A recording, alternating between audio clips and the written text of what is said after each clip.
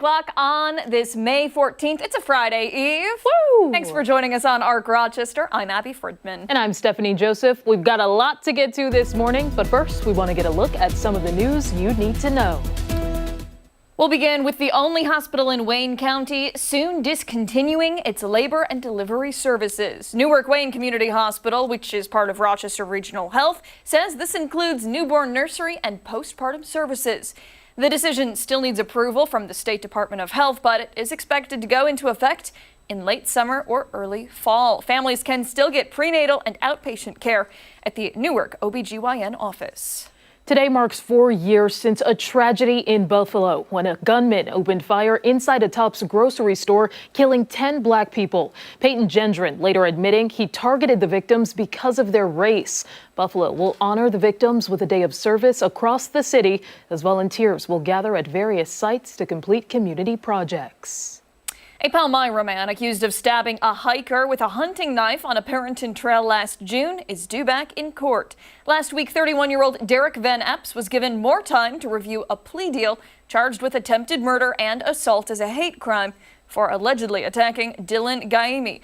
If he declines, his trial is expected to begin later this month. Happening tonight, the full schedule for the 2026 NFL season will be released. We already know the Bills will play their home opener at Highmark Stadium on September 17th for a Thursday night football matchup against the Lions. The rest of the season drops at 8 tonight. Our Buffalo Plus team will break it down for you tonight at 10 and 11.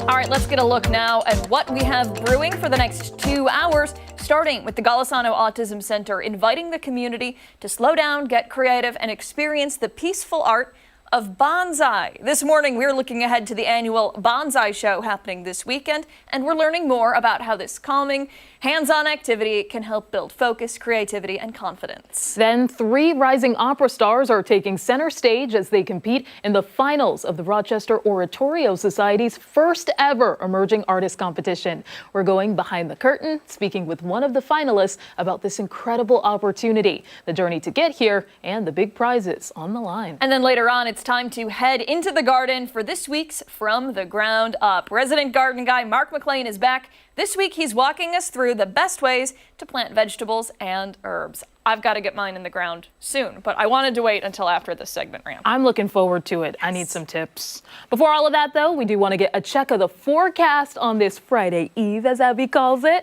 We're going to be feeling kind of chilly out there this morning, and there's even some chances of showers. Meteorologist Marty Snyder has what you need to know. Hey, Marty. Yeah, good morning, guys. We're starting off with, that low-level cloud cover that's still out there and still had chances there for a couple showers.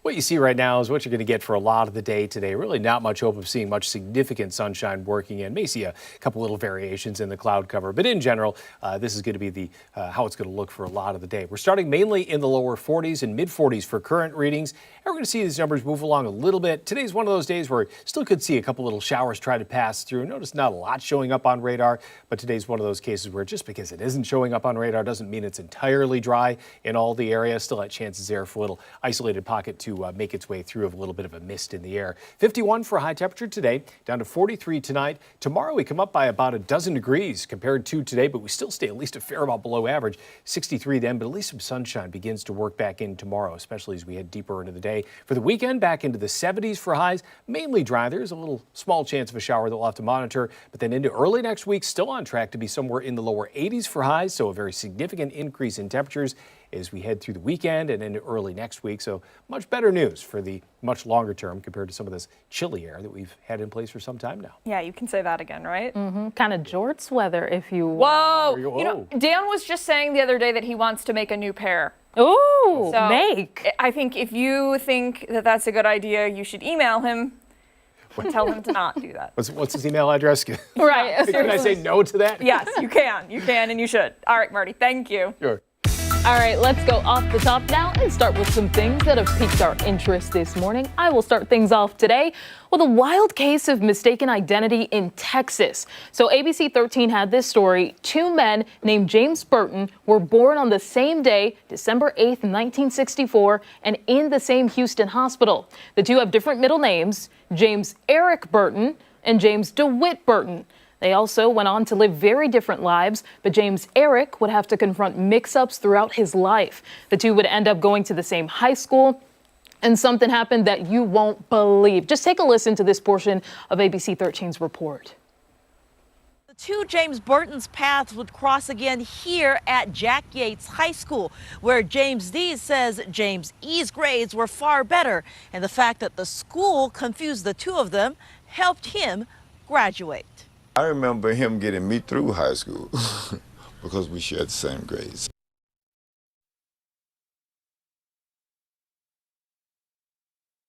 That is shocking for sure. But that wasn't the most difficult issue that James Eric would face. And to be clear, we didn't get to see James DeWitt on camera. That was his voice that you heard. And the video that you saw was of James Eric on the scooter. We'll get to that in a second. But ABC 13 says James DeWitt developed a long criminal history, eventually being convicted of driving while intoxicated. His license was suspended, but another error happened. Last month, James Eric got a letter from the Texas Department of Public Safety saying he would lose his driving privileges until October. Now, he had to use an electric scooter, as you saw, to get around since he was not allowed to drive. Now, the man actually convicted of DWI, James DeWitt, says his license was suspended too. So the both of them. Reaction was split between two questions on social media. Some people wondered how this was possible, given that there are other ways to identify people, like social security numbers. Yeah, really. Others shared their own examples of mistaken identity. It was kind of more common than I thought, but they didn't necessarily have to share the same name for that to be an issue. And there has been a remedy put in place since. A man claiming to be James Eric Burton on Facebook later shared that his license and registration were restored. ABC 13 later reported that he logged into the state's website and found out he was eligible to hold a license again. That is wild. Yeah. Wouldn't you at some point change your name? Yeah. For me, I think, and listen, changing your name is a big pain. Yeah. But I feel like getting your license revoked and getting confused with another person for your entire life, you would reach a point where you said, all right, one of us has to make a change here. Yeah, and I would think, there should be an initial or something that people usually go by. Given that they have different middle names, then they probably have different addresses as well. I feel like this shouldn't have been an error at all. You're right. The social security number thing is wild. Yeah. Like, that is like the identifier. Yeah. If you have the social security number, that should be it. Mm-hmm. So the DMV kind of, I think, no disrespect to the Houston DMV, but they need to kind of get it together. Yeah, and it would seem like based off of ABC 13's report, they said it wasn't until after that they were able to file a remedy in court to fix this error. But I couldn't imagine going through something like this. A lot of people share the name Stephanie. I have the double N, which is great. Mm-hmm. But we would do something where the other Stephanie, I may call her by her last name, and she may call me by my last name. Like, there was always a way to figure it out, but... A lot of Abby's when I was in school. Mm-hmm. My best friend in elementary school was also named Abby. So I was Abby F. She was Abby G. Mm-hmm. But there is, to my knowledge, only one Abby Fridman out there with two N's. There is an Abby Fridman with one N, and I think she's a fitness influencer. Oh. Obviously not me, but every time I see it, I'm always like, oh, that's weird. Yeah. I don't know. Yeah. All right. We'll move along to mine. So earlier this week, I don't know if you heard this story. I talked about the tourist in Hawaii who was caught on camera hurling a giant rock at a beloved seal. Do you remember this? Mm-hmm. Can we show the video of that if we have it? Yeah, okay. Internet was outraged. The people of Lahaina, furious too. Oh, wow. Conversations quickly began online about respecting the places you visit and a reminder that people are living and working in these communities. It's not like you're going to Disneyland here and you're watching animatronics. These are real living beings. Dan made a comment, something to the effect of, people are going to find this guy and give him a taste of his own medicine. Well, it seems like for some, justice was served for this Seattle native, now identified as Igor Levitichuk. He was arrested by federal agents yesterday in Seattle. This is not the arrest. I was hoping we'd wait with that video. According to the U.S. Attorney's Office in Honolulu, he was charged with harassing a protected animal. Now, while he might have been back in his home state, he was certainly given what some are calling an appropriate aloha by a local man in the area. Let's see if we can take that video again. of Igor getting pummeled Oh my goodness. to the ground. I'm really hoping that we can pull that up. Oh, wow. Yep. Ouch. There he goes, right to the ground. Looked like he was trying to escape through the gate. Unfortunately, he could not get away from the very angry, shirtless man who is now being called the ambassador of Aloha.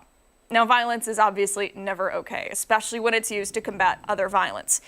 That message was made very clear by State Senator Brenton Awa, who presented a letter of recognition for this so-called SEAL advocate. In a state meeting, he said, quote, "Some of us have seen environmental activists who took matters into his own hands to educate people on what might happen if you mess with our land or our animals. Our attorney over here wants to make it clear we do not condone violence, but we did make a letter of recognition for Mr. Ambassador of Aloha." The mayor also came forward and said, "This is a reminder that no matter people's views or beliefs, the instinct to protect humanity and those who are vulnerable will always unite others." Online, folks had a lot to say, but due to foul language, I cannot share any of them. You can certainly use your imagination or go to the comments yourselves. For the most part, I would say it's down the middle. People are either very happy that this guy got a taste of his own medicine, so to speak. Others are saying violence is never good. Don't fight fire with fire. I feel like I know what you're going to say, so go ahead. You do.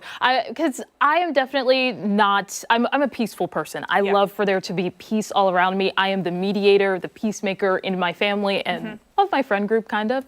And so I don't condone violence at all. However, I do believe that what goes around comes around, as my mom likes to say all the time. And so if it's not me that is kind of showing this person, hey, what you did was wrong, somebody else will. Yeah. And that was the case here. But I think it's really beautiful that everyone was able to come together to advocate for this SEAL, because at the end of the day, they can't talk. Yeah. They can't speak for themselves. And seeing that video, that is terrible. I Would know. you like to be hit in the head with a rock? No, and you know what? That SEAL, she gave birth like 3 days before that incident happened. Oh my She's gosh. well known. They have a name for her. It's escaping me right now. I want to say it's like Laina, something like that. Gave birth 3 days before that.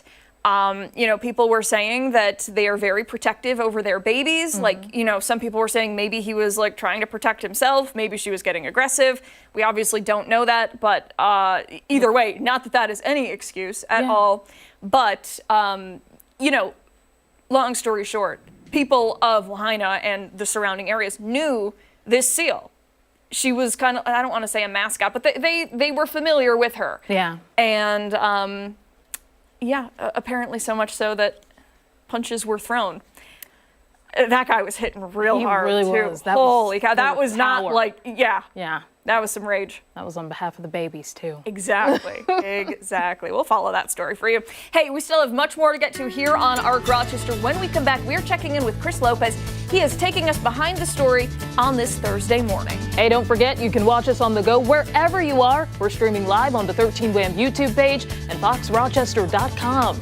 We're back right after this.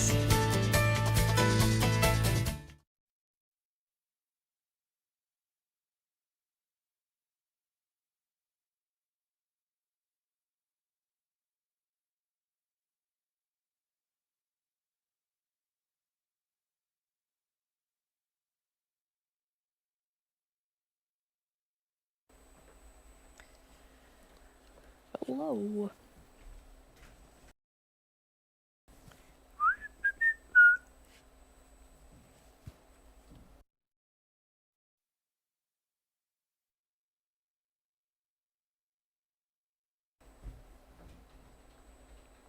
You okay over there?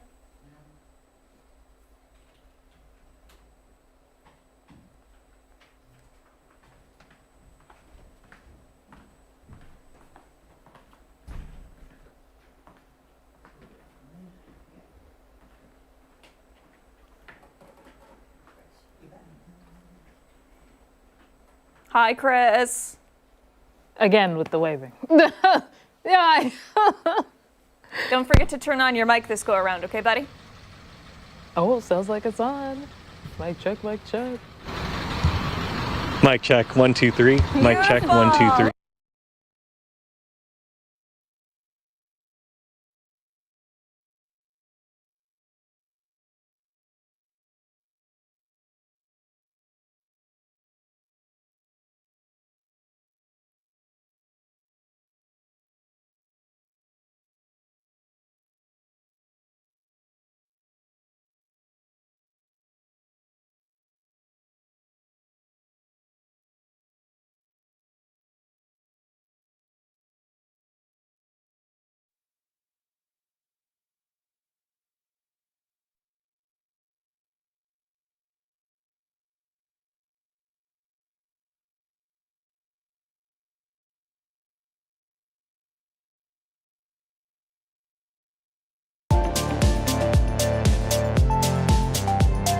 Welcome back at 8:16. We are taking a closer look this morning as the only hospital in Wayne County will soon discontinue its labor and delivery services. Newark Wayne Community Hospital says this includes newborn nursery and postpartum services. Chris Lopez is live there this morning. He has more on this decision. Chris, good morning. Yeah, good morning, guys. So the hospital has been serving families in and around Wayne County for over 70 years, and Rochester Regional Health said the process is going through, but it's still pending final approval by the state health department. Now, in a statement on Facebook, hospital leaders cited changing community needs, declining birth rates across the region for over 20 years, and ongoing workforce challenges that have made it increasingly difficult to safely and sustainably staff a 24/7 inpatient care unit. Now, like I said, the decision still needs approval, but it's expected to go into effect late summer or early fall. Families can still get prenatal and outpatient care at the Newark OBGYN office, but this closure now creates a concern that stopping these services will create a labor and delivery desert for expecting mothers in Wayne County, which will in turn force them to go to other hospitals that are much farther away. General Hospital and Unity Hospital are both hospitals that are able to accept this volume, and we have worked very hard with our partners within this community and other hospitals that serve this area to make sure each patient has a plan. As far as hospital operations, nothing else is changing. We continue to offer full emergency services, inpatient services. Our operating rooms remain operational. There's no intention or plan for any of that to change. Now, the closest hospital to where I'm standing is in Canandaigua, that's Thompson. That's about a half hour away. And in all, this closure will cause about 37 staff members in labor and delivery to be affected. Whether they will be reassigned, that's going to be up in the air for now. But reporting in Newark, Chris Lopez, 13 WHAM News. A story we'll definitely have to follow. Chris, thank you. Hey, don't go anywhere. When Rochester returns, it's time for this morning's weather trivia. Meteorologist Mark McLean will be here after the break.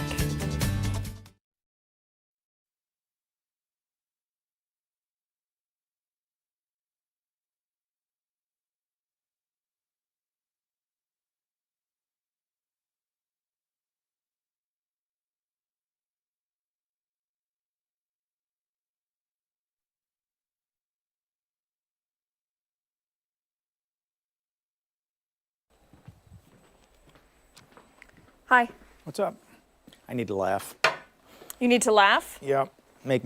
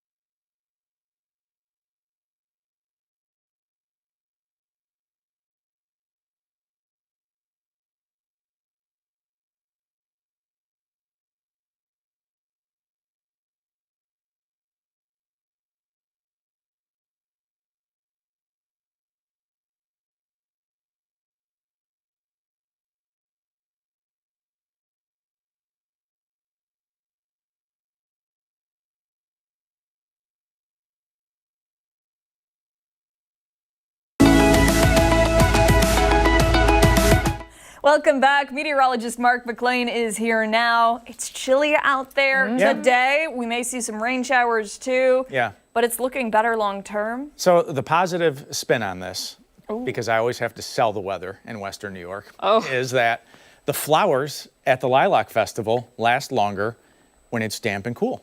Okay, that's Okay? good. So, I'm going you know, this you wanna- weekend. Yeah, they'll be great, and everything was on time, because you might remember also that early April was also pretty warm. We did have a warm stretch that kind of pushed things ahead after our cold winter, and then it cooled off and it got super rainy for the second half of April. But, you know, that's kind of where the trivia is headed this morning. Now, I'm happy to say that this weather pattern is about to change entirely, okay? But meteorological spring has been wet in Western New York this year. Where does this spring rank in terms of Rochester's rainiest on record? So rainiest so this goes March 1st to yesterday, because the climate record for today obviously isn't in yet. But is it the rainiest? Is it the 5th rainiest, the 3rd rainiest, or the 10th rainiest meteorological spring on record? I feel like this has come up in conversation It has. Yeah. at some point. So are you feeling good about this? Oh. I've narrowed it down Okay. to 2, Yeah. but I'm not confident. It's okay. But I have 2 options. Well, I mean, for a lot of people, this is just a guess. I mean, unless you have a rain gauge in your backyard or something, or keep long-term records, it's just fun to kind of take a look at. They're selling those at the Lilac Festival. They're selling rain gauges? Yeah. Oh, that's I saw fun. one and I was like, this is really cool, but You guys need a rain gauge, Yeah. especially if you're going to be a gardener this summer. we're going to try. am. We're going to try real hard, I think Mark. Dan Schreck is going to make you a gardener this summer. I'm stressed about that. It's fine. You haven't seen pictures of the tree yet. I'm sorry, there's a tree? Trey. Oh, Trey. I'm like, Yeah. Are they looking pretty good? Well, Yeah, I guess we'll find think out so. later. I think but- so. If they live, you know, Dan's obviously away right now, so. he's no longer with us. He's got Dan was somebody Dan was let go yesterday after his comments. His final comments on Arc Rochester. They will start But it's a real leaving bird. comments and stuff. They will go crazy online. It's a real bird. He's here. We can't get in trouble for that. You're right. Dan is here. He's fine. Yes. He's here in spirit, right? Yeah. You know, the rain has been kind of frequent, but not very heavy. If you live east of Rochester, obviously you had a different experience yesterday. We did have the thunderstorms that fired up, and we did even have some small hail that mixed in with some of those storms. So there was some storm reports out into the Finger Lakes in central New York. But one place where the rain actually helps us out a ton is in this pollen report here from Dr. Hartel's office. It's the trees, the birch, the oak, the walnut that are in that high category, the low count for the grasses, so even the grasses are jumping in. And we did have an earthquake report last night. Just want to mention it briefly, a 2.3 magnitude. Estimated depth was 3.9 kilometers. Uncertainty of that depth was 4.2 kilometers, which means that it could have been technically above ground. I'll just leave that. What does that mean? Okay. Mark? Just leave that one where it sits right there. Okay, 46 with the clouds, southwest at 7. The dew point temperature at 40 degrees at this point. And, you know, you're thinking cool temps out there today, and it's going to stay cool for the afternoon. The forecast for the Lilac Festival the next 3 days will actually get us back into the 70s by this weekend. And it looks like we get a sustained warm-up on the East Coast here as we move through time. It's going to start to heat up. We've got temperatures back in the 80s next week, and some spots cooling off. They need the rain out in the Central Plains, I'll tell you that. But Ultimate Doppler has some sprinkles out there. No big deal in terms of any of this. This is that, you know, you get a few on your windshield, you don't know what setting to use for the wipers kind of deal. A lot of that rain is well off to the east, but you can see that counterclockwise spin. That's low pressure. Anytime you have low pressure in the atmosphere, there's some kind of lift in the atmosphere, and that means that clouds are going to stick around and sprinkles are going to stick around.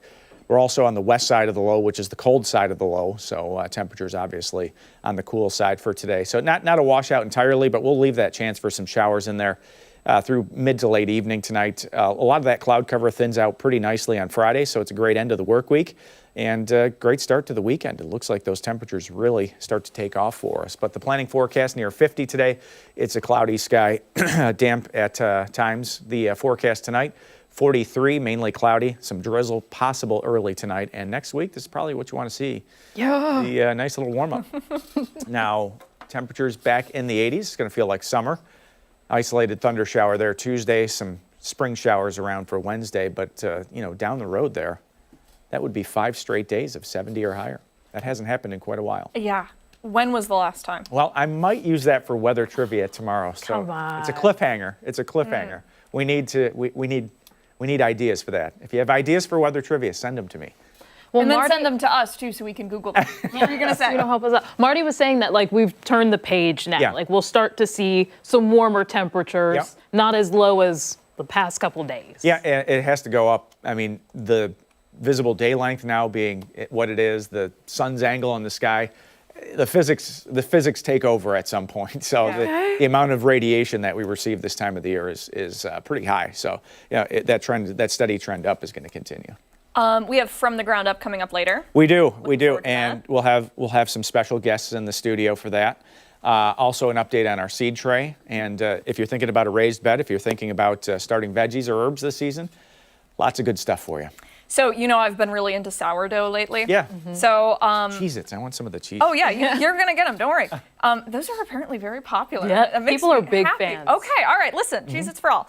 I will tell you about the trick that I've been doing with sourdough and how it's been going, and it has to do with gardening. Oh, so we're going to talk about that briefly, and you might care or you might not care. We still have much more to get to here on Art Rochester. We're back right after this.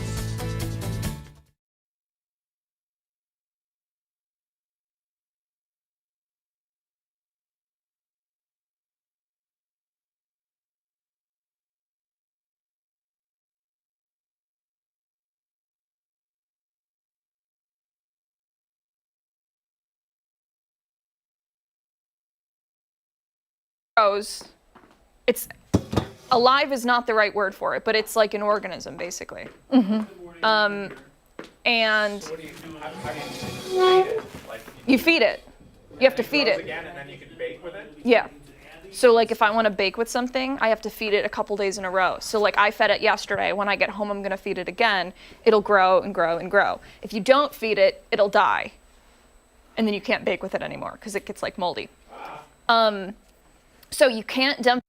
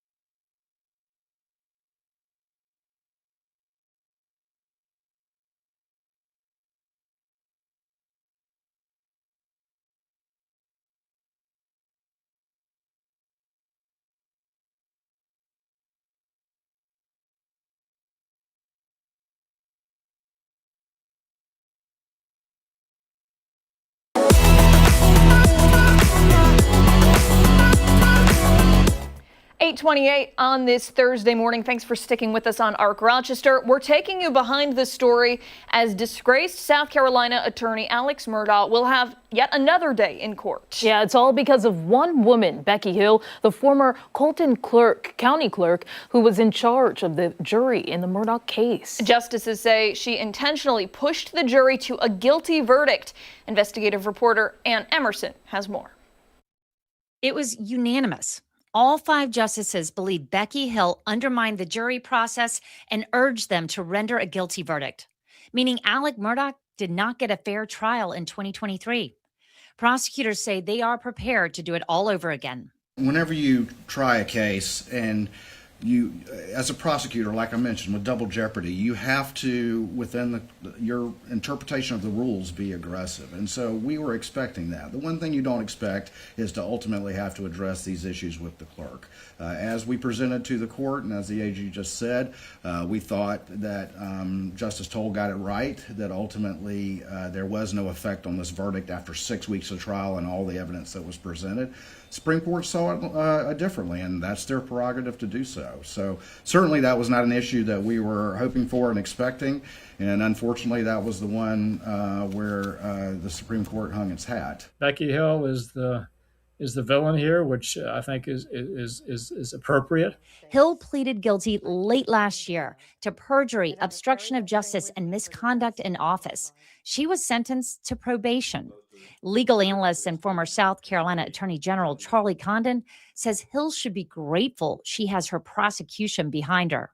Because if she still had pending charges, I would think that it could possibly result in a prison sentence in light of the kind of language that they're using. Murdaugh's attorney had sought an appeal for two reasons: Hill's jury interference, as well as Judge Newman allowing testimony on his financial crimes.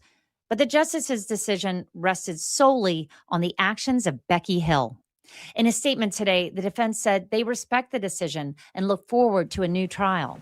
Condon says court officials across the state have been put on notice. So I'm thinking all the clerks of court here in South Carolina should very, very strongly advise their staff to keep it to what's for lunch conversations, period. I'm Ann Emerson reporting.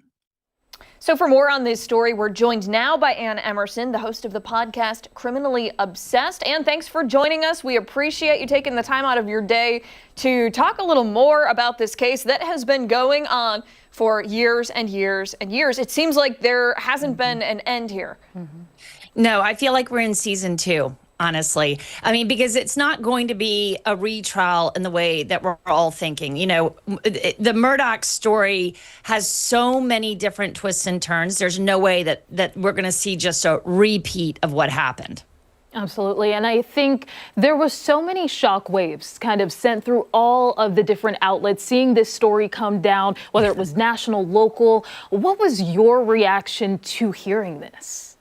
I don't think I could have been prepared. I thought I was, because I sat through the oral arguments with the South Carolina Supreme Court justices. So I knew that they had held, you know, they put the state's feet in the fire, honestly. And it felt like things were not going well for the state at all because of what, Becky Hill, as the clerk of court, she's an officer of the court. She needed to uphold what was happening. She did not. It was very concerning to the Supreme Court justices, and they could see how this would have a domino effect in our legal system. So they had to say Murdaugh didn't get a fair trial. And so I knew that it was coming, but at the same time, it's like, how can you be prepared for something like this? I mean, I'm on year 5. So it's like, I can't believe we're doing it again. Right. So for somebody who's unfamiliar, can you break down what happens now? They're going back to the drawing board. Right. Is it the same cast of characters, the same prosecutors, the same defense team? What do we know right now? Well, I think there will be, but just like you would have in a season 2 of a drama, which this is what it feels like, this saga, you will have a lot of the same characters. But our top cop, the prosecutor who you saw just a minute ago in the package talking, AG Alan Wilson, the attorney general, he is up for election in a different race. He's running for governor of South Carolina. So they're going to have to bring in another prosecutor at the top. But I think a lot of the same team will be in place for Murdaugh, but also Clifton Newman, who was that amazing judge who oversaw this 6-week trial, longest trial in South Carolina's history. Clifton Newman has retired, so he would have to literally come out of retirement. So I can see that there's going to be some key people that will be changing in this story, but for the most part, you're going to see a lot of the same people, and it, according to Wilson, he's trying to get this on the docket as soon as possible. Yeah, that is for sure. And I think another thing from prosecutors that they were saying is that this will actually go faster just because some factors as it relates to the financial crimes isn't going to be a part of this trial. But do you see that because you'll have to introduce some discovery and things like that this could drag out for a bit of time? 100%. This, like I said, this is going to be a different trial to some degree because, like you said, the financial crimes are going to play a different role. They have to include it to some degree. I would be shocked if a trial judge kept it all out because that was the motive, basically, for these killings, according to the state. It was a boat crash. There was money. He was in big trouble. Alec Murdaugh was in big trouble with money. So it'd be really hard to leave out all the financial crimes, especially since he's now serving, 40 years in federal prison and a 20-year sentence in state prison for these crimes. But having said that, you just, one of the things that I think is all the cards are on the table, right? All the cards are on the table from the prosecution and the defense. So if you look at it like that, they know each other's plays. So all of the technicalities that they would have loved to object to or bring up something else, they're going to be raising their hands in that courtroom saying on technicalities, and I see this going just as long. Just because we don't have the financial crime element, I think that we're going to have, as much. I think we're going to be looking at a lot of technicalities, and that's what my legal analysts are telling me. This is going to go on. Okay, so I have a question here. We have seen so many documentaries, reenactments, docuseries, TV specials, all about the Murdaugh family. How in the world are they going to find enough people to fill the jury seats? That is such a good question, and I think everybody's trying to figure this out right now. The impartiality of a jury in South Carolina on a case like this that has been literally everywhere. It's just seeped into every part of our life. Everybody knows the Murdaugh story. If you don't, I don't know where you've been. So that raises a really interesting question, right? Who's going to say they haven't heard the Murdaugh story? So if they have heard the Murdaugh story, can they still come into a jury pool with an open mind? So who's going to have an open mind about what they've already seen? Thinking about some of the big moments in the Murdaugh case, like the kennel video, where basically he lied up until the moment Alec Murdaugh got on the stand and said, "Oh, I lied about being there, like right before Maggie and Paul were murdered." So, when things like that happened, the question is if somebody has an open mind, that means that they are going to be leaning, I think, on the defense side. Because, anybody that's watched the evidence roll out through this whole process would say, he did it, right? And that's what they came back with a verdict in 3 hours. But now they're saying, no, the defense is going to have the upper hand here with the jury no matter what, because these people that are coming on the jury are going to be, if they're impartial, that means they haven't made up their mind. That means the kennel video was not convincing to them. And I do want to ask really quickly, just to go back to Becky Hill, who's at the center of the reason why this conviction was overturned. Do you think that there will be kind of a different system in place? Obviously, a new clerk when it comes to this case, but do you think that they'll be taking steps to make sure that something like this does not happen again? As best they can. The clerk of court, besides Becky Hill, I have never heard of a problem like this. That's what's so disturbing. Like, this was one of those just unicorn cases where everything, if something was going to go south, it went south. And Becky Hill, this was an inordinately strange moment in legal history where a clerk of court felt so compelled that she was called, as they said, by the siren call of celebrity. So I would hope that, and I believe that the clerk of court in South Carolina is still a very, very well regarded position.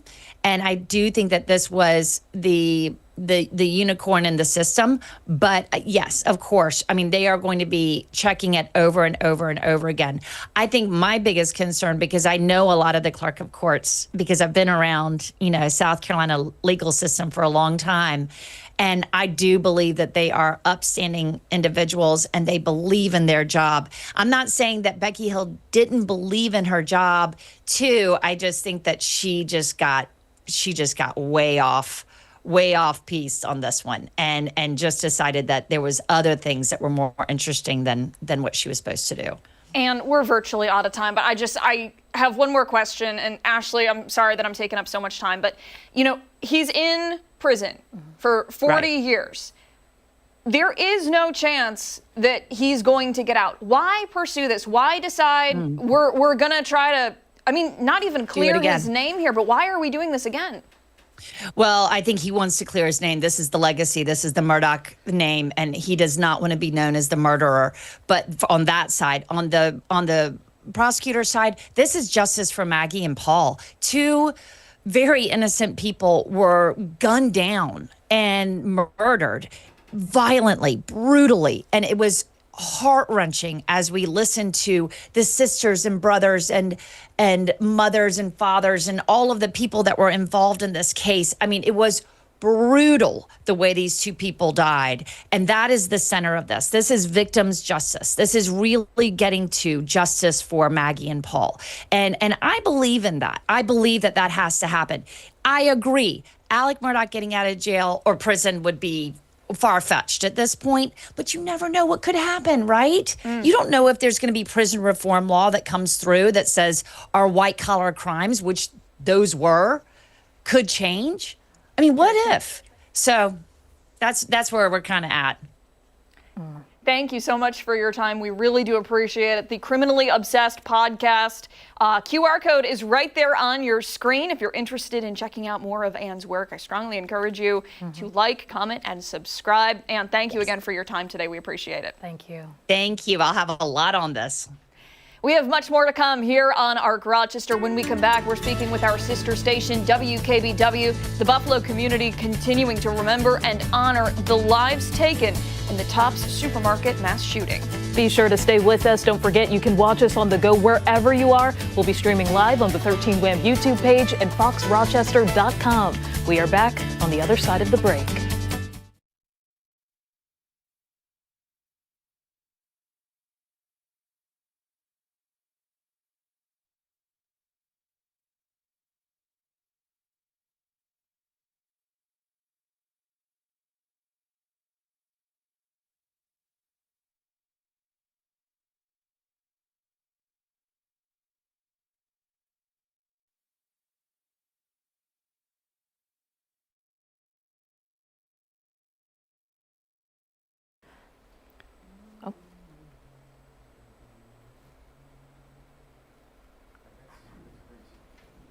Yeah. I resent the email just straight to you, Mark. Okay, thanks. I appreciate it. Yeah, of course.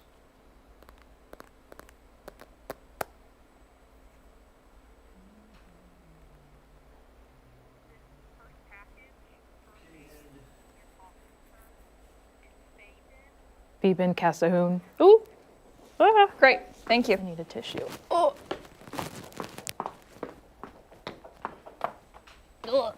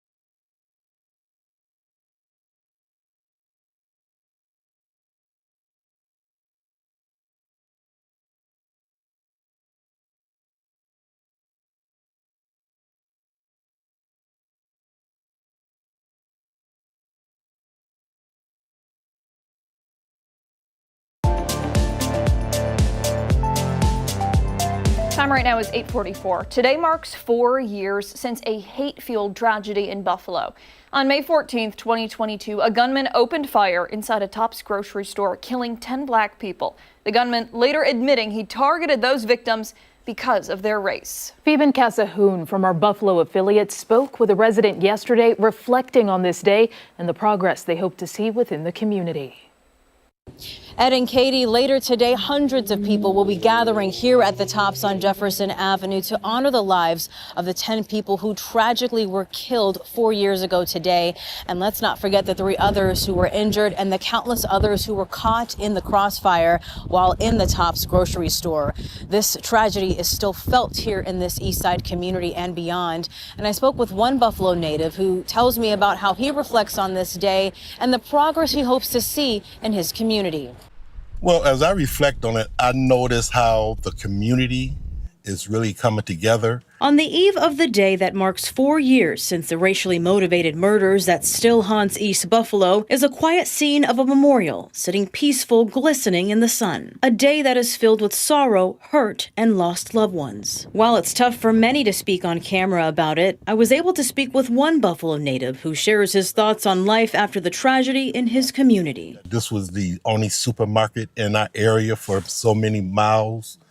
And I noticed that since that tragedy happened, a lot of the community-based organizations come together as far as to feed the community. You know, some people probably, they need that day or two food, some people, you know what I'm saying? Because there's some people that's really hurting when it comes to food and trying to afford food. Look at the gas prices going up. You know what I'm saying? Food's going up. Everything is going up. Depending on who you ask, improvements and progress look different per person. Leon Moore says he'd like to see more than that, outside of construction of the roads on this long stretch of Jefferson Avenue. A lot of the once had Jefferson used to be thriving is gone now. You know what I mean? And I think we need to bring that back, you know, to bring people back to the community. Now everything is spread it all out where we have to go and shop. Febin Cassahoon, 7 News, Buffalo. A day that is really still hard to talk about, like we heard, for so many in the Buffalo community. I was working there at the time and working that day when that mass shooting happened.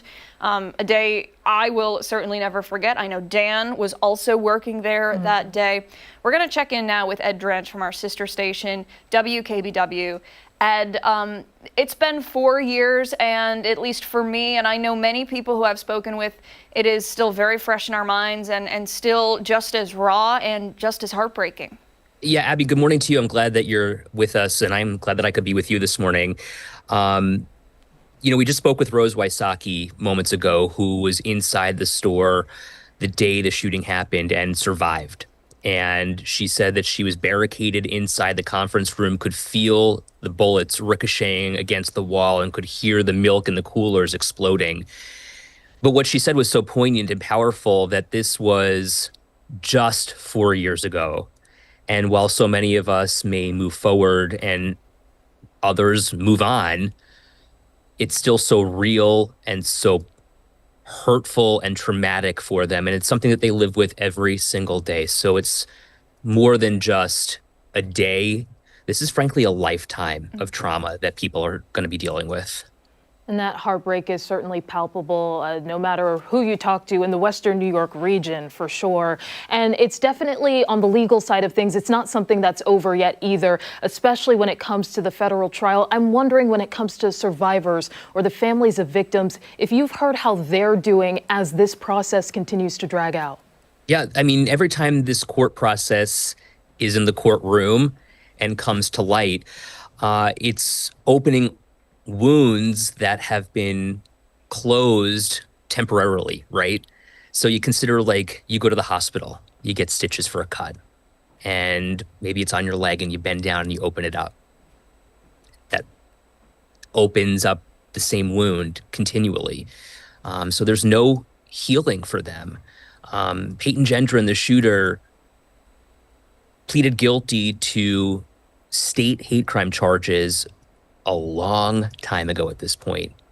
But the federal death penalty trial continues to play out because it is such a hallmark case.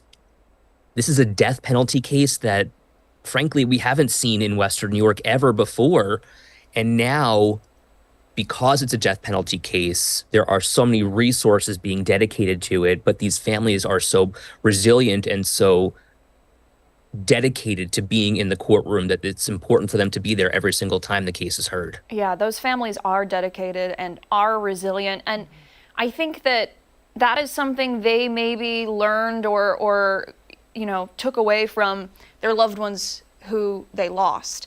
I was going back and I was reading all of the stories earlier today and last night about the victims and the legacies that they left behind and the lessons that they taught others.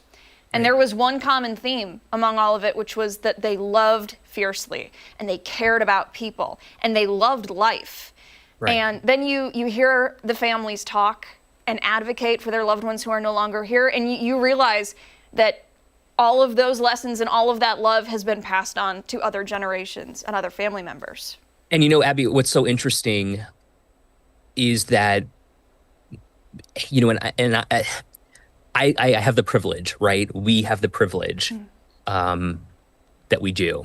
And for the people in this community, a predominantly minority community, a predominantly poor community, they've had no choice but to be resilient. And for the people that I've spoken with, it's a common theme that they have grown up being resilient because they have no other way to live. Very true. And they have to be able to take care of themselves because in their minds, no one else is going to be there for them.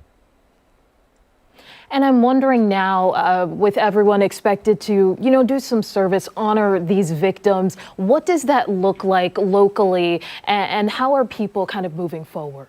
Yeah, there are more than a dozen acts of service, for lack of a better term, being carried out today. And 600 people have signed up to be part of this. They can't even handle any more volunteers because there are so many people who want to be part of this. But what's interesting is that in Buffalo in particular, they're trying to make May 14th a day of service and close the government down so that people can be part of the community and do for others what they would like done for them. That's beautiful. That really is. Ed, this mass shooting obviously caused so much heartbreak. It also caused other problems for those who lived on the east side, specifically in that Jefferson area. A food desert, so to speak, while that Tops was closed. And then, furthermore, people were very apprehensive about returning to that grocery store. It was remodeled and completely renovated, and, customers were assured that there would be safety measures in place to keep them safe. But there was a lot of anxiety about going back to that supermarket where not a lot of people have the ability to drive there. Carrying groceries is pretty tough when you have many of them.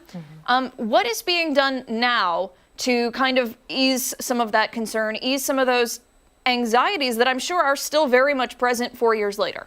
Yeah, I don't know that you ever get rid of that anxiety. And for many people, that feeling is still there. It's still palpable. You can still put a finger on it and say, this is how I'm feeling today, even though 4 years have passed. But what you see is progress. There is a huge streetscape project being done right now on Jefferson Avenue. And, it's about time, right? Progress is important. And it's been so long that this community was forgotten about. And to be able to point to things that are being done is great. But a lot of people in this community want to see it done faster and feel as if maybe it's just for show. And until they can kind of see the things that are being planted bloom, they're cautiously optimistic. For sure. Sure. I want to talk about some things that'll happen in the near future. We're talking about the federal trial by August. Jury selection is expected to come up this summer, right? Yeah, but what's so interesting is that jury selection is expected to take weeks, and the trial, I'm learning, won't actually start until maybe October. And this is going to be a months-long process. So we're thinking maybe into 2027 is when this will wrap up. And then consider the fact that that's just the trial. Then there's the sentencing. And that's a whole nother issue where he will either be sentenced to death or life in prison. So this is not an easy process. It's going to be a long process even once the trial is over. Well, from here in Rochester, we're certainly sending all of the love to everybody out there in Buffalo, not just, the families there, but anybody who's been impacted, anybody who has any ties to that community who's feeling the pain today. Ed, thank you for taking the time to talk with us. We really appreciate it. Thank you. Abby, it's so good to see you, and thank you for all that love and support. We appreciate it. Yeah, likewise, Ed. Thanks. When ARC Rochester returns, we're looking ahead to an upcoming event. It's happening this weekend at the Golisano Autism Center. We'll have more coming up.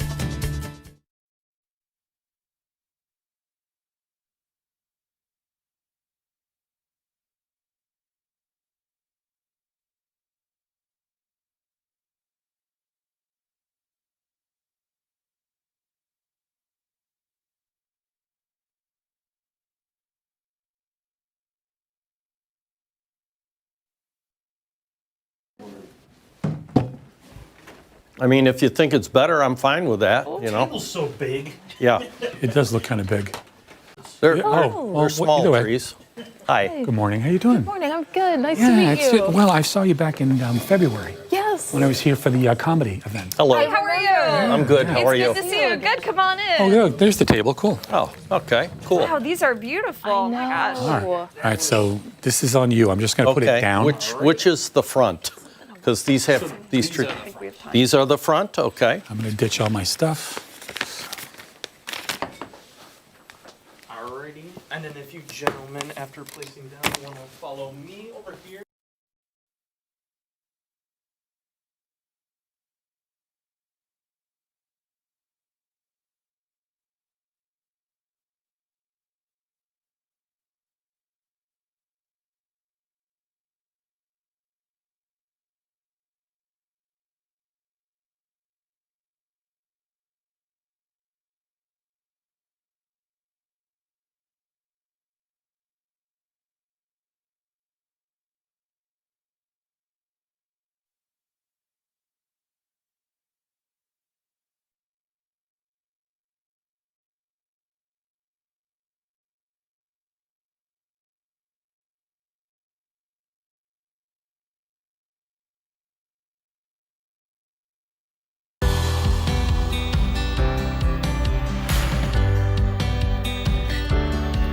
The Golisano Autism Center is bringing back its annual Bonsai show, giving those with autism an opportunity to explore and care for these little trees. They're partnering with the Bonsai Society of Western New York to put on the show and the workshop. For more on the event and the significant benefits that bonsai offers for autistic individuals, it's the Bonsai Society's Mark Eprag and the director of the Golisano Autism Center, Andrew Ferreria. Good morning to the both of you. Good morning. Morning. These Nice are to be here. beautiful, first of all. Absolutely stunning. I want to get into the bonsais in just a moment, but first, tell us a little bit about the correlation between the Golisano Autism Center and this show. Well, I inherited the show when I came on just over 2 years ago. But when I first heard about the bonsai show, I said, what a great mindful activity that would be for anybody, autistic or not. It requires a lot of concentration, a lot of care, a lot of repetition, and so on. I said, this is terrific. I can see the correlation between the people we're serving and the artistry and really the beauty of these kinds of plants. And so I saw it as a match, and I was really glad that Mark reached out to me a couple of years ago. And I feel like some of the benefits aren't well known. How did you first become aware of how this can help individuals with autism? Really just witnessing some of the classes that were going on at the Autism Center, held by Autism Up and People Inc. and some of the other organizations under our roof. I saw that a lot of the activities required a great deal of concentration. And again, that mindfulness that I was speaking about before, but then also that tactile focus as well. And I could see that with some of the other activities going on. And I thought that bonsai would be really a great match, a great addition to that. Mark, tell us a little bit about the trees you brought today. Sure. Well, the first one here is an American larch, and it's a beautiful tree. In the spring, you can see these needles just couldn't be any greener and brighter. And then in the fall, they turn yellow and they fall off. And so it gives seasonal interest, which is a big thing in bonsai, year round. And it's got quite a interesting trunk. It was all trained with copper wire. It started its life kind of a little boring. And but it hung around with me, and this is what happened. So beautiful. Wow. This tree is a beautiful dwarf flowering Japanese quince called chochibai, and you can see it's mostly white, but I like interest, so I gave it a friend that was a little bit orange. Wow. Yeah. That's beautiful. And yeah. So it has very small leaves, sort of a gnarly little growth pattern. And of course, the containers are all interesting as well. This one has a dragon motif. This one has beautiful starburst glaze. And then next to it, we have a dwarf Japanese maple with quite a heavy trunk it's hard to believe that it could grow in a container like this. I was just about to say, it's Yeah. shocking. So, but it is repotted every year, and so it constantly renews its roots, and its compact foliage and growth habit make quite a stunning little tree. Wow. And then the last one here. The last one is just pretty wild ride. It's a dwarf Chinese elm, and it was given to me by a visiting bonsai master from Japan, Mr. Yamada, and it was an informal upright, which means it was sort of curvy but upright tree. And then it went to a slanting style, and then it went to a semi-cascade style. And then I got this crazy pot with a sort of a glass slash in the glaze from a ceramist from Albany. And when I see crazy pots like that, they inspire me. And so I turned its world upside down, and it couldn't be happier. Fantastic. So, yeah. The event is happening very, very soon, May 11th. Or no, I'm sorry, today's the 14th. May 17th. May 17th. There we Sunday. go. Forgive Yep. me for that. Happening on Sunday. If you would like to attend, we'll post all the information for you over on our website, foxrochester.com. Gentlemen, thank you so much for Thank your you. time today. We appreciate it. Of course. And stick around because we will be right back.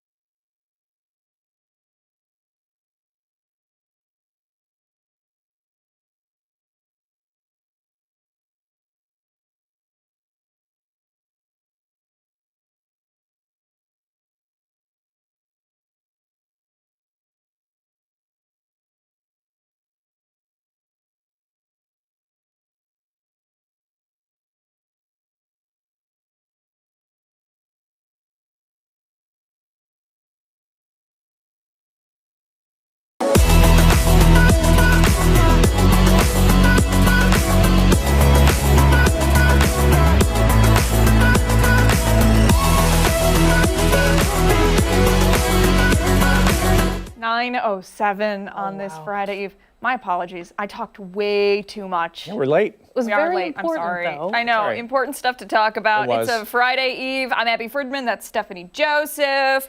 That's Mark McLean. Also, one other thing to clear up. I was just kidding before. Dan wasn't actually fired. No, We no. got concerning messages. Daniel is just taking a couple days to relax. Yeah.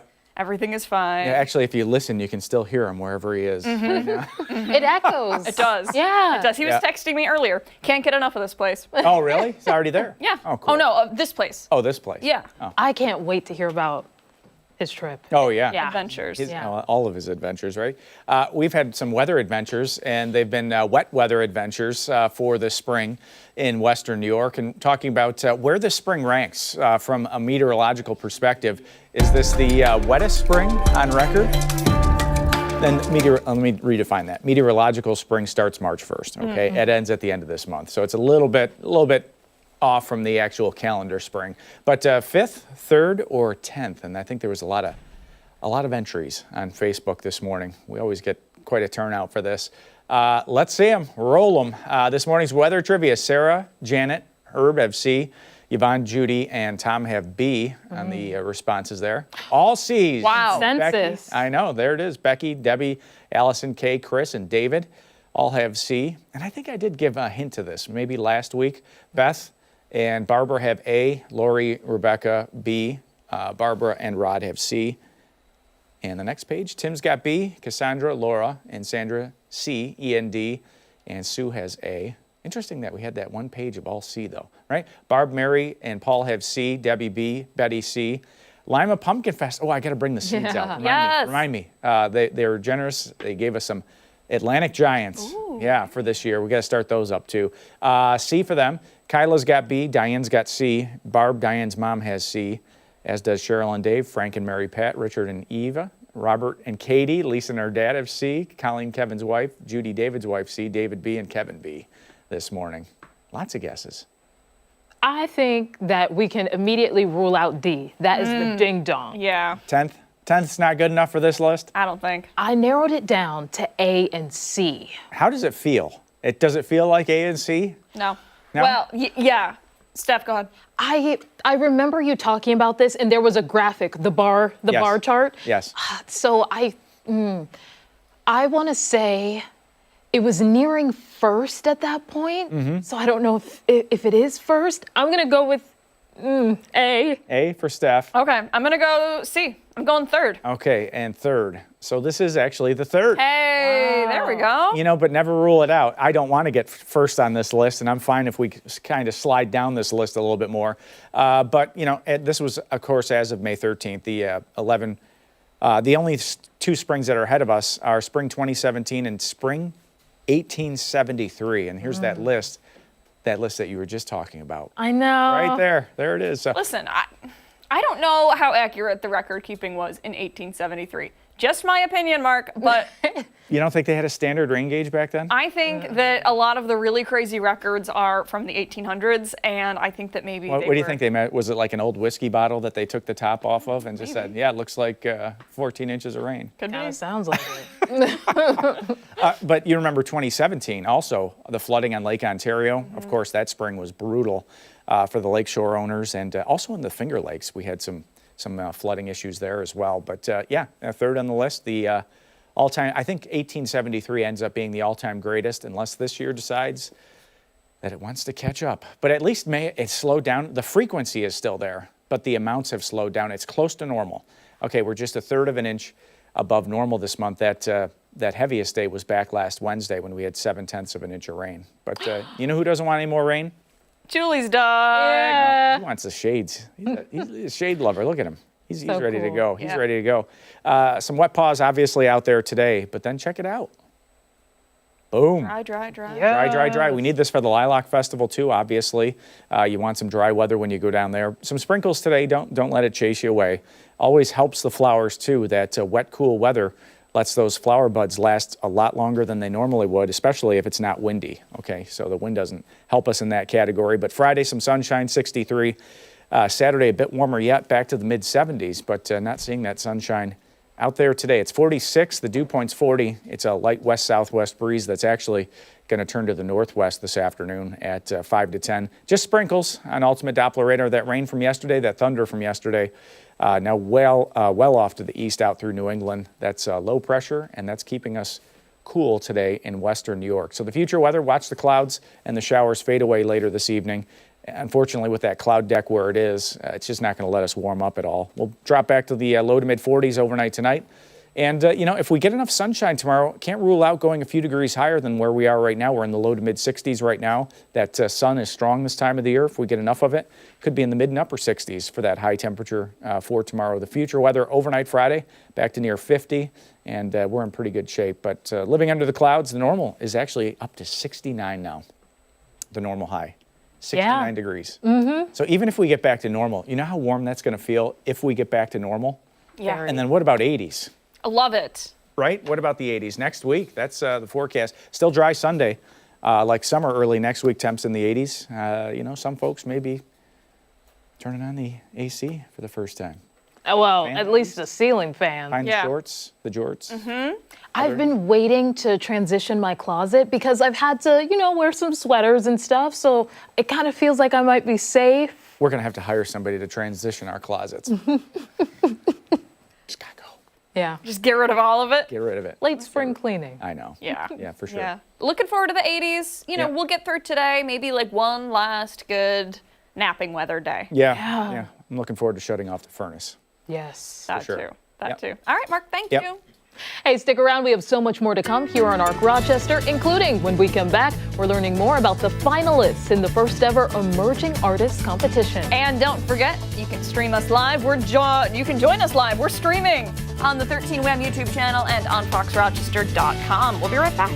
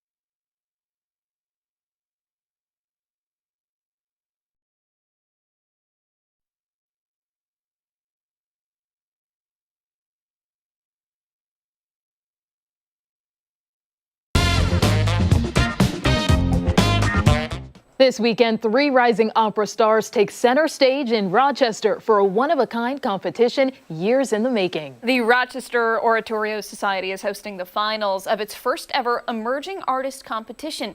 This morning, we're previewing the event and how you can take part. We're joined now by the Rochester Oratorio Society Artistic Director, Eric Townell, and one of the finalists herself, Bridget Essler. Good morning to the both of you. Good morning. First, morning. This is a really, really cool event. And Bridget, congratulations too on being one of the finalists. I want to talk in just a second about your journey and how you got here. But first, tell everybody a little bit, if you don't mind, Eric, about the competition as a whole.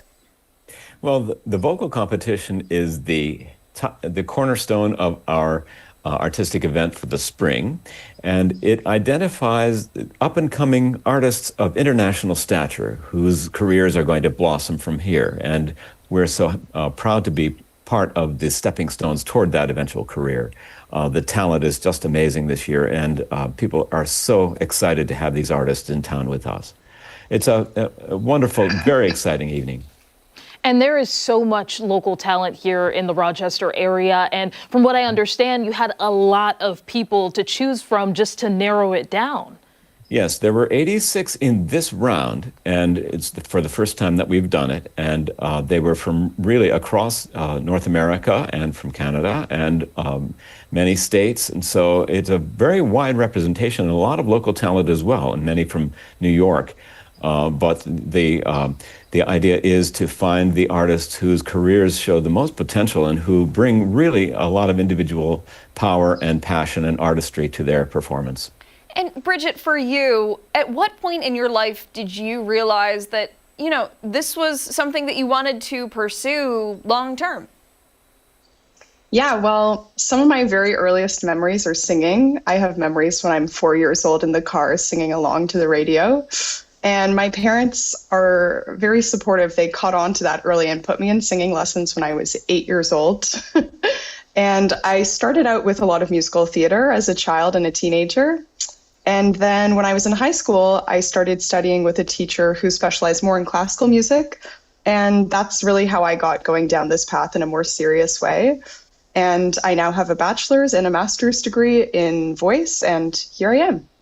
That is amazing. I'm wondering, how was the whole entire process here of getting involved in this, from submitting that application to going on and auditioning? What was that like for you?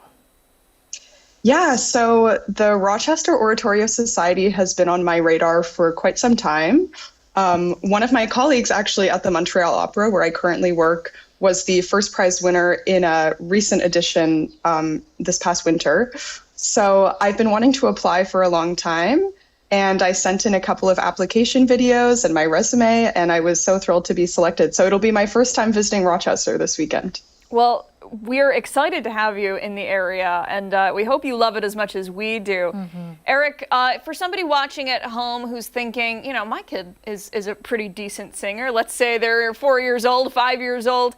You know, at what point would you suggest they take that leap and they, you know, get their kid involved in lessons and vocal coaching and so on and so forth, so that they can reach the level that Bridget is at? Well, the point can be quite early. It can be around age 8, 9, 10, when you find somebody who really finds every moment they can to express themselves through their voice or through the music in some way. And you can identify those traits in a young singer, a young performer, and they may not stay in that particular field, but music will always be a part of their life and a part of their personality and a part of their personal expression and how they find their way through the world. And there's such a gift in that for everybody who comes around them and near them for the rest of their lives, that it's good to nurture that and discover it early. And Bridget, that was definitely the case for you. Do you have any advice for someone who's up and coming? Maybe they were a similar age as you and they started showing some vocal talent. What would you say to them to encourage them to keep going? Oh, gosh. Well, always hold on to that passion that you have for music. I think once you start on the path of turning your hobby into your career, that can come with certain stresses and challenges. And it's important to always remain really connected to that childlike love that you have for singing, which is what I've tried to do.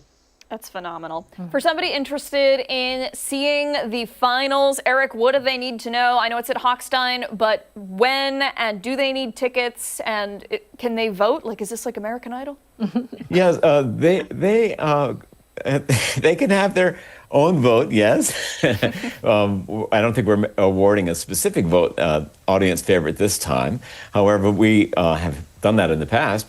You know, tickets are available online at our website, www.rossings.com. .org, and it's at the Hochstein Performance Hall, which is a beautiful place to hear music. And the performance is 7:30 p.m. on Saturday night, May 16th. Now, Jonathan Byer is our celebrity judge this time. He's a very knowledgeable, very witty, engaging personality, and he's offering a little chat from 6:30 to 7. So if you're an inquiring mind, want to learn more, Jonathan is a perfect way to discover the field and discover what artists go through. And so, hearing live music like this and hearing a professional voice up close and personally like this is just an unforgettable experience. And we know that engagement with the arts extends your life, so there's just no reason not to come, and it's fun besides. And everybody who performs on Saturday night is a winner already, because 3 prizes are awarded and 3 artists are singing. And so it's just a way to help build the arts here locally in Rochester, but also carry our name out internationally as these artists progress through their career. Yeah, definitely. Couldn't have said it better myself. Arts are a way of healing. They're like an international language that everyone knows, too. Absolutely. Yeah. Thank you both so much for your time today. Bridget, best of luck to you and the other artists as well. We'll post all of the ticketing information for you at home over on foxrochester.com. Best of luck to the both of you. Thank you. Hey, don't go far. When ARC Rochester returns, we are once again checking in with Chris Lopez, who's taking us behind the story this Thursday morning. We'll be right back.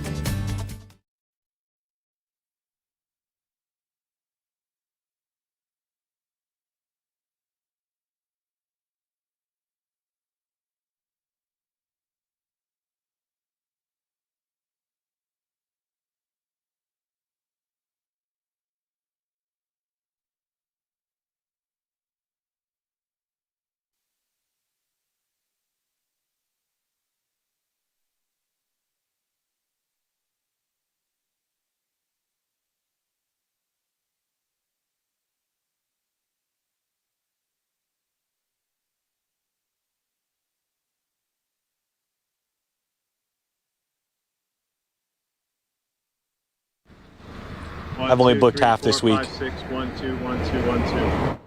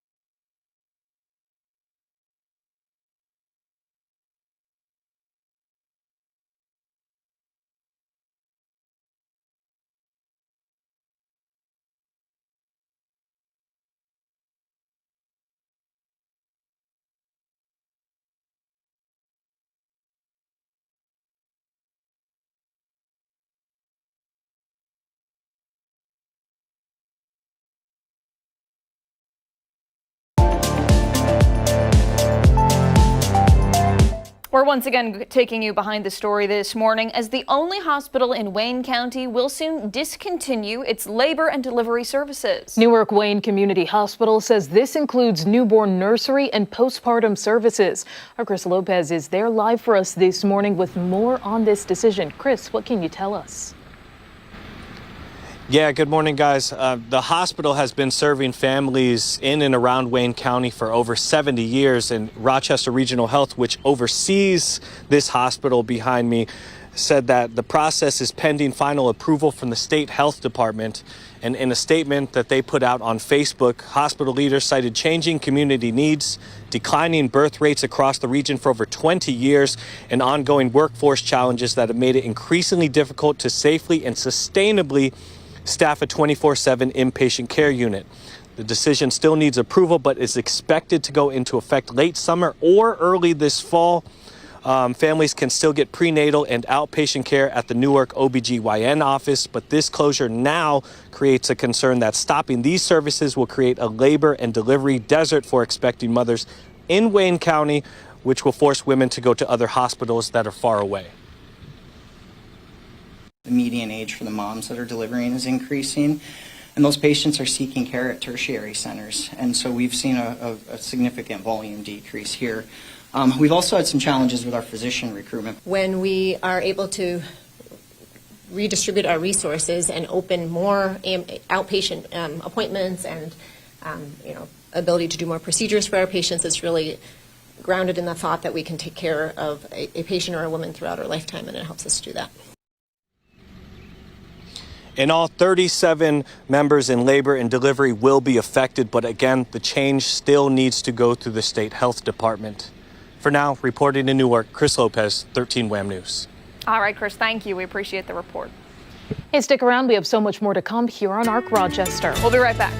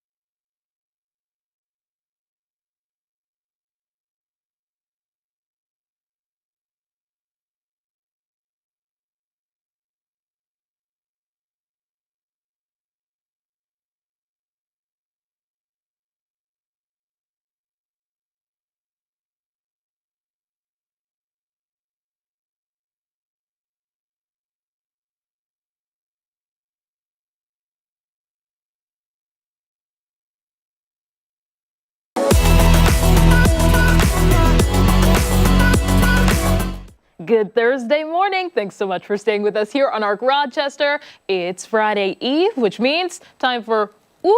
I don't do it like Dan. You do it with confidence. That's what matters. Yeah, from the ground up. It's time for From the Ground Up. Total confidence, right?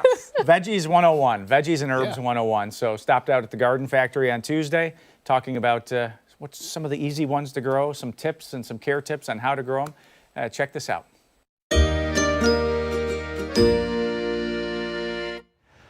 Now that the frost-free weather has arrived, at least we think, it's time to talk about Veggie 101. I'm here at the Garden Factory with Marissa McTiernan, the general manager at the Garden Factory. We've got some of our favorites in our hands. You've got a tomato, I've got a pepper here. Let's talk about just briefly about these, and then we'll jump into all the rest of the veggies that you have. What are some of the favorites, and why are some of these the favorites? Yeah, so I have aroma. A lot of people love making sauce. This is a great sauce tomato, but we've got so many different types depending if you want them in your salads. We've got the cherry tomatoes, we've got slicers for some great BLTs, and then again, a lot of the sauce tomatoes that you can. And you have some patio tomatoes too, right? Yes, larger we do sizes? have bigger sizes, which we can look at. So if you want something, I mean, they grow pretty quick, but if you want something that's already got a big jump start, we do have those here. And then the peppers, it's almost endless, right? From a little heat to a lot of heat. Yep. Talk about the peppers. What do peppers not like? Well, they don't like the cold. Okay. So we have to be a little careful Yes. initially. Yep. And then once the warm weather arrives, some of the favorites that you have here at the Garden Factory. Yeah, we've got jalapenos, we've got some really hot ones like the Carolina Reaper, we've got some bell peppers, and a lot of different types. And let's go check out some of the rest of the vegetables that you have, also the herb tables, so we can get our gardens growing. Yep. Now it's time for Herb 101 since we just talked Veggies 101. We've got a couple of different types of basil here on the end of this end cap. I've never even seen this type right here. What do people love about the basil, and where are we putting it in the garden? Well, I like to put my basil, I put them in my raised bed. Yep. You can put them in their own pots, but they don't grow too wide, so it's usually good to have them kind of in mixed containers, and they can grow together, and then you can cut them for whatever you're using them for when you're cooking. Any secrets to growing basil or no? So you just don't want them to bolt, so make sure you're kind of pinching them, and that'll create a bushier plant so they don't just go right to seed and then they get kind of bitter. As we come down this way and start moving ahead with some of the rest of the plants here, beyond the basil. Well, and these are all different varieties of basil. There's so many different types. Depending on when you're here and when our herb shipment comes, we have a lot of different types of basil and a lot of other herbs. Okay, and we get to parsley and we get to dill. What are some of and parsley, of course. What's a good spot in the garden for the parsley? How big is that going to get? So again, these aren't going to get too much space, so usually a spot that's about 12 inches wide would be good enough for the parsley. And these typically come back from year to year, so maybe we'll grab some of those for our garden at Channel 13. And you've got some dill here, also some lemongrass, some rosemary, some of the other favorites. How much space for these? Again, I would imagine anywhere from like 12 to 16 inches for most of your herbs to give them enough space to get big enough for you. And do you have any favorites in your garden? Thyme. Thyme? I've got like 3 different types of thyme. Okay. I've got a creeping lemon thyme. I've got just a regular upright thyme. I love cooking with thyme. Okay, let's check out some of the soils that you have to get these veggies growing. We're going to go over to the soil section and get those raised beds just right for growing this season. Well, we picked out some of our favorite plants inside. Now for our raised beds, Marissa, it's time to get the soil right. Maybe we need to amend the soil, pick out some new soils. What are some of your favorites for the first-time gardener? Yeah, so if we're doing raised beds, this Fox Farm raised bed mix, this is newer, but this is a great company. So this is going to be a really nice soil to use in a raised bed. If it's a in-ground garden, mixing up some compost in the soil will definitely be great. And we've got a few more mixes down here, Marissa. What do we have here? Yep, so here's another great raised bed mix. People love this one. This works really well. Nice compost and a lot of other stuff in there. Looks like a 2 cubic foot bag, right? Yep. Something to consider for the lifting. This bumper crop, this would be if we go back to in-ground gardens, this is a great soil builder for in-ground gardens. Okay, that's to good mix to know. in with your soil. And the big bricks right here. Yep, so this is ProMix. These are compressed bales. So I think these open up to about 4 cubic feet. So these are 2 cubic feet compressed. Wow. So this actually would fill a decent amount if you got a raised bed, depending on the size. These are great mixes too. Well, thanks a lot, Marissa, for all the help with the veggies, the soils. We're going to get our garden started right here at Channel 13. We're doing that right now. Yeah, Yes. yeah, Marissa's great. She, going through all the veggies and, talking about them. Her favorite was thyme. Yeah. We all need more thyme. Yeah. Time on garden jokes. Garden jokes, right? Yeah. Brought some friends out with us too, and we've got an update on our seed tray. Maybe we should do that first before we talk about some of the stuff that's going to go in our garden outside here. Yeah. But it's amazing what a 1 week difference. Remember? Yeah. They Oh were my God. barely out of the ground. Six of the beans. That's through, I would say, now we have the advantage of growing this in a legit greenhouse at the garden factory. So, I mean, and lots of help from the pros there. But, the cucumbers, the onions, the carrots, all coming up. We're going to have lots of good stuff out there again this year. And haven't done herbs yet and got the peppers inside because peppers don't like cold feet, so to speak. These guys. Like me. I feel the same way. They like, I'm sick of it. They like What do we have here? some warm weather.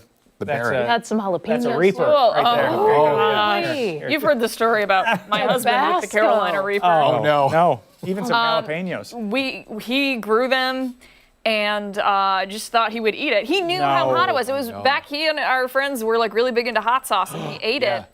And I came home, worked a double that day, not here, it was at a different station, and ate it, came home, he was freaking out. I was not having any of it.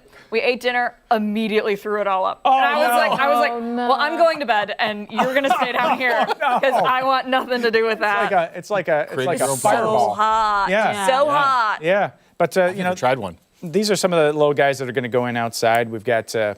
I love the small tomatoes, the hundreds. Yeah. The cherries are a little bit bigger, but the hundreds are great. Yeah, I mean hundreds. We'll get, since our garden is actually starting on time this year, okay? No way. We will actually have a plant, probably this one will produce, I would say between 1,000 and 2,000 tomatoes for us. You predicted that last year. I did, and then we got to the end of this, and then it didn't go on the ground until the second week of July. Careful.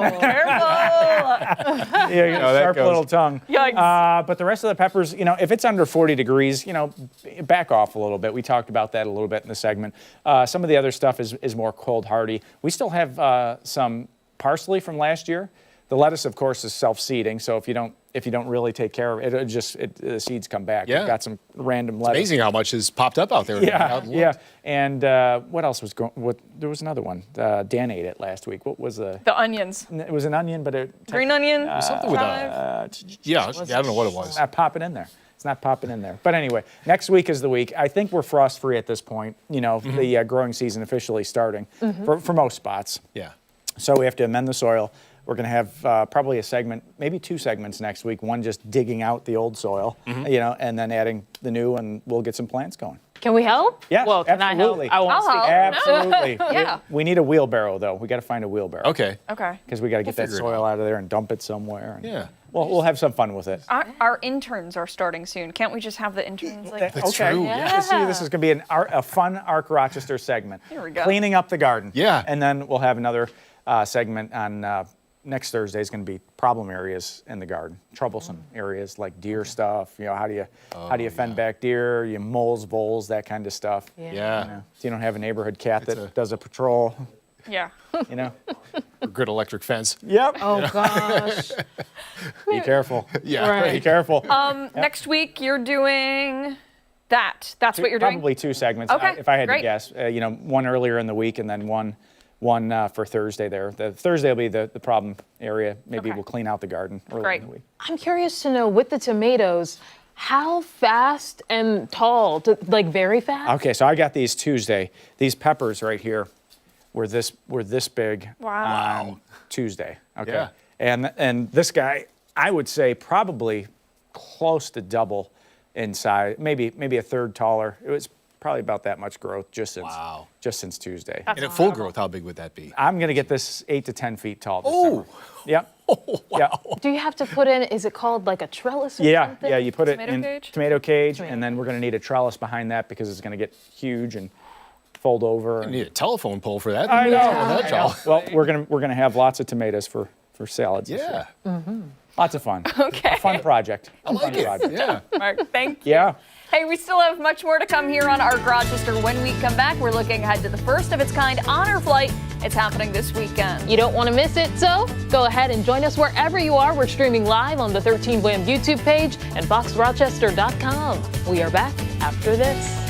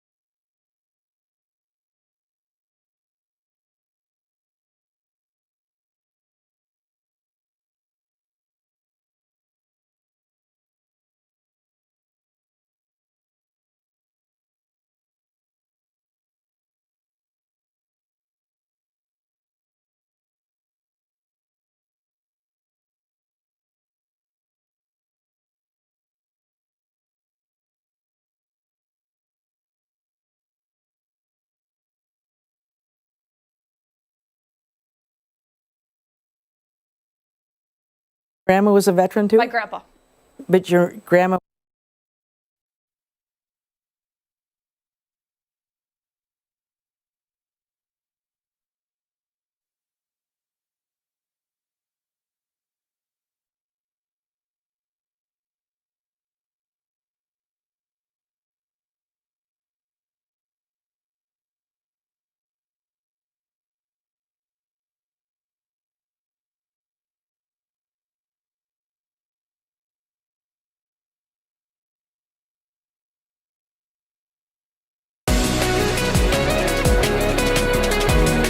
Welcome back. Happening this weekend, Honor Flight Rochester is making history with its first ever all-female mission, flying veterans to Washington, D.C. for a journey of remembrance and recognition. This morning, we're previewing the upcoming historic flight. Joining us now is Norma Wiesand, who is helping lead this special mission. Good morning to you. Good morning. Thank you for having me. Thank you so much for being here. I want to start off with your reaction to this. You were telling us earlier that you're so excited. Yes. You know, I've been following Honor Flight Rochester since its beginning in 2005. I think it was the first flight. And by the fall, we'll have flown 5,000 veterans from the Rochester area on an Honor Flight mission. Wow. So to have all females on this flight is pretty special. Tell us about some of the women who will be flying this mission. Well, I personally know at least a half a dozen of them. Wow. It's a small community. You know, there's only like 3% of women that have ever served in the U.S. military at some point. And it's just a great way to honor each other and keep it not showy, you know, to visit all the memorials. So we're very excited to do that. And what message do you hope when it comes to other little girls who maybe are considering a life in service? When it comes to this flight, seeing other women who have kind of paved the way, what message do you hope that they take away? You can do it. Yeah, you can do it. A positive attitude, it gives you discipline and a job well done, that you're contributing something. What really made me feel special many years ago, I understood my role as in the military when I was pushing my not yet 2-year-old son through the Luxembourg Military Cemetery, where George Patton is born, 5,000 soldiers. Wow. And it really hit me then that my job mattered, so this doesn't happen again as a new mother to see all those teenagers buried in that cemetery. Wow. So your job matters, and your job matters, what you do matters, and don't minimize your kind of contribution. Would you tell us a little bit about your service? Sure. I went in the Air Force right after college, Potsdam State, and my first assignment was back to college for meteorology to Texas A&M. I served as a weather officer for 4 years, and then I separated from active duty, came back home. I had some personal issues in my life, and rather than make the U.S. Air Force bend to what I needed, it was better that I did what I needed to do. I came back to upstate New York, to Victor, Farmington area, and began my career there as an adult educator and computer software engineer. Well, thank you so much for your service to our country and for inspiring women of all generations. Yeah, that is for sure. I'm wondering, when it comes to the flight over in D.C., is there anything to expect, maybe something added to this celebration to really honor? Yeah, but they're being very tight-lipped about it. Oh, understandable. So I don't know. I think there's something very special going on for us at the Military Women's Memorial. We're having lunch there, and so I think that's going to be very, very exciting. And the weather looks great, too. Beautiful. That's excellent. You know, I am so curious to hear your perspective on this. Honor Flight, incredibly meaningful, incredibly emotional experience. No matter how many times you see it or you cover it, it makes you cry every single time. For somebody who's never been there for one of these welcome home celebrations, tell them what that's like. Well, I did attend a few welcome home celebrations, and you know, there was mostly started a while ago with World War II and Vietnam vets. Vietnam vets never got the welcome home that they deserved, and to see the joy on their face and the happiness of the families, and that's one thing about Honor Flight Rochester. They're the only Honor Flight Rochester Honor Flight hub east of the Mississippi that does an overnight. And they found that the veterans get to unwind with fellow veterans, military veterans, and talk among themselves and with their family members, things that they never had a chance to talk about. So it's a very special. Absolutely. Yeah. That is truly amazing. And I know you were kind of talking about earlier how you're kind of that example of not making sure that some of these conflicts are happening again. How many different conflicts are sort of represented? You had mentioned like World War II, for example. When it comes to this flight, what sort of conflicts have people come out of? There's only a couple from Vietnam and a couple that identify with the Cold War, but most of the 59 of us are from post 1975, so from the all-volunteer force. Very good. Yeah.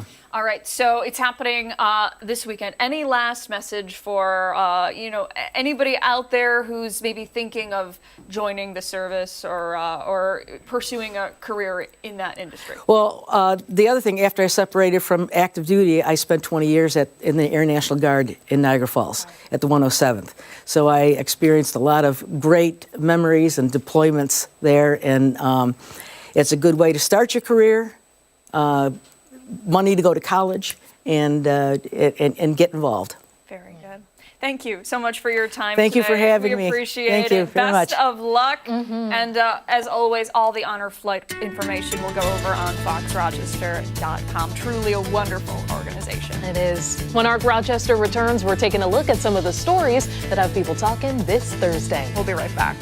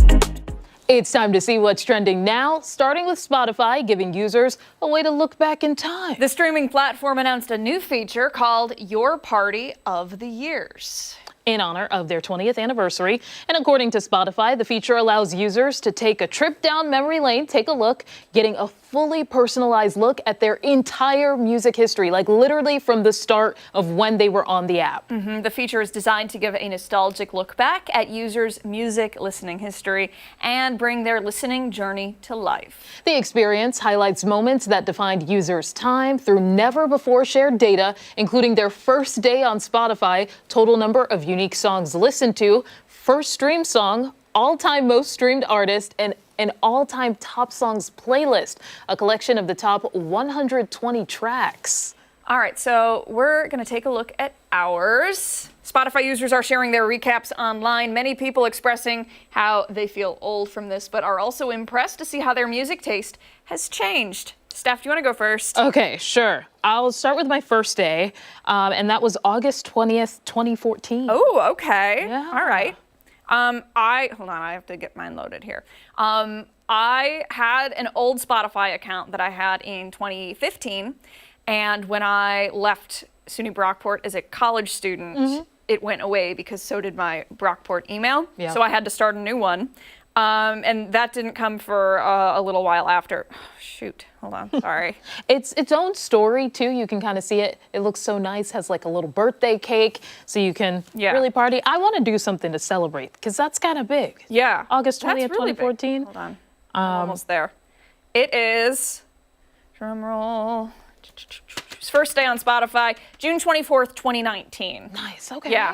Yeah, okay. Let's see. The next one is how many minutes? How many songs? Yes. How many songs, Steph? 5,273. Ooh, okay. I'm at 7,348 songs. A lot of songs to listen to. Music, it's the way of, You know, music is one of my favorite things. I listen to music all day, every day. Yes. It's constant.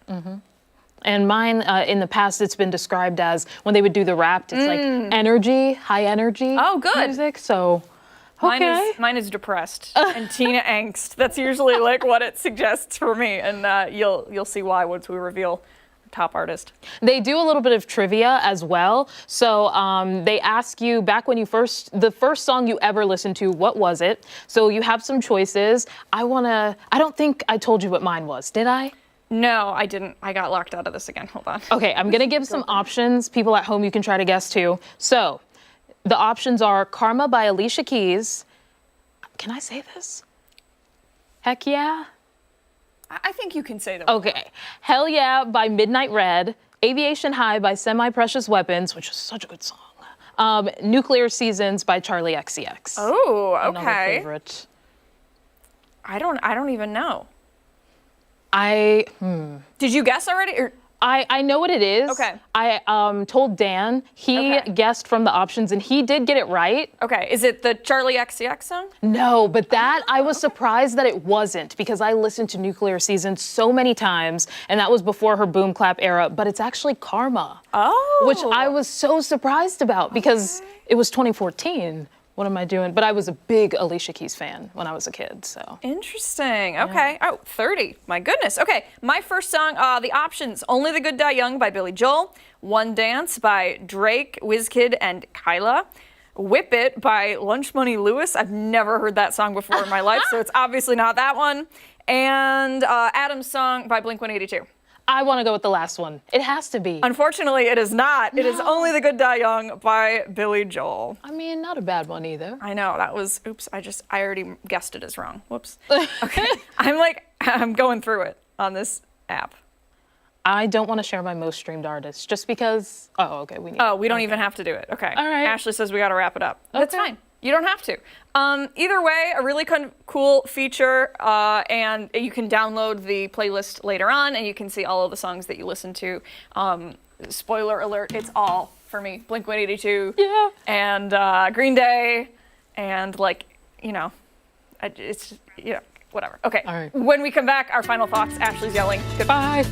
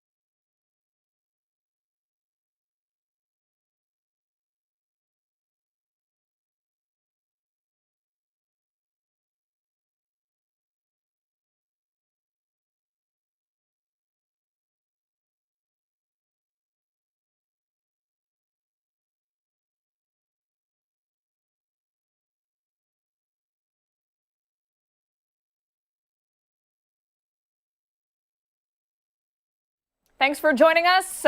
Join Steph and Mark later today for 13 WHAM News at midday. We'll see you later.